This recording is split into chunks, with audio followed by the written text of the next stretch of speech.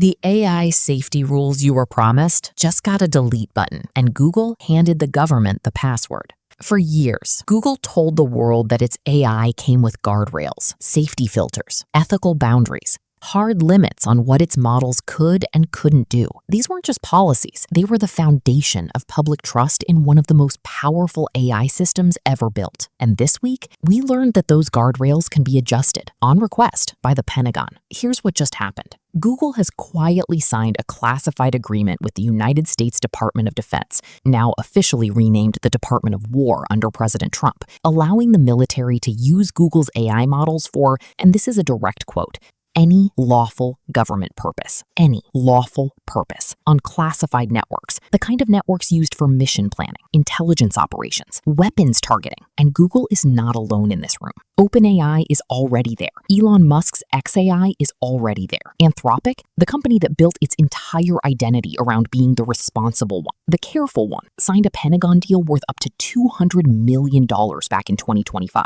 One by one, every major AI lab in America has walked through the same door, and that door leads somewhere most people haven't fully thought about what. But here's the detail in Google's contract that should make everyone stop and read it twice. The agreement explicitly requires Google to help adjust its own AI safety settings and filters at the government's request, not at Google's discretion, not after an internal ethics review, at the government's request. The safety filters that Google's own engineers spent years designing and debating can now be turned down like a volume knob whenever the Pentagon decides the mission requires it. The contract does include protective language. It says the AI is not intended for domestic mass surveillance or autonomous weapons without appropriate human oversight. That sounds reassuring until you read the next line, which states that the agreement does not give Google any right to control or veto lawful government operational decision-making. In plain English,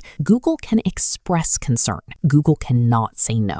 And this is where things get deeply uncomfortable, because what we are watching in real time is the quiet dismantling of the idea that AI companies control their own technology. These labs spent years telling governments, investors, and the public that they were the responsible stewards of a dangerous new power, that they would be the ones to decide where the lines were, that safety wasn't just a feature, it was a commitment. But commitments, it turns out, have price tags, and $200 million per contract is a very compelling number. The Pentagon has been transparent about what it wants. It does not want to be limited by the warnings of AI creators. It wants full flexibility. It wants these tools on classified networks without the standard restrictions applied to regular users. And it has been pushing, actively, deliberately pushing every major AI lab to comply.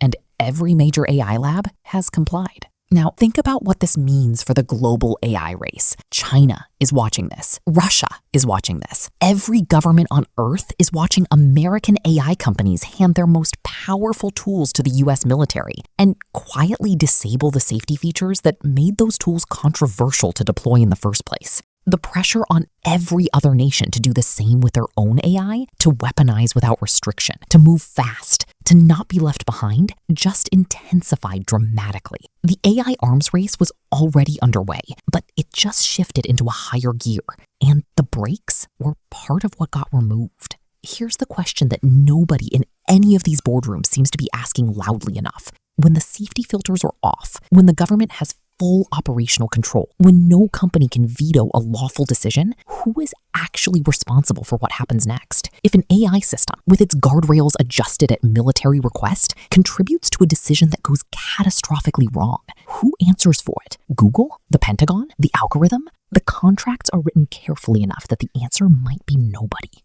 We are standing at a moment in history where the most powerful AI systems ever created are being handed to the most powerful military on Earth, with instructions to make them more flexible, more capable, and less restricted. And the companies doing the handing over are the same ones that spent years assuring us they would never let this happen without the right safeguards. The safeguards are now negotiable. The contracts are signed, and the classified networks are live. What gets decided on those networks, you will never be told. But the consequences will find their way into the world regardless.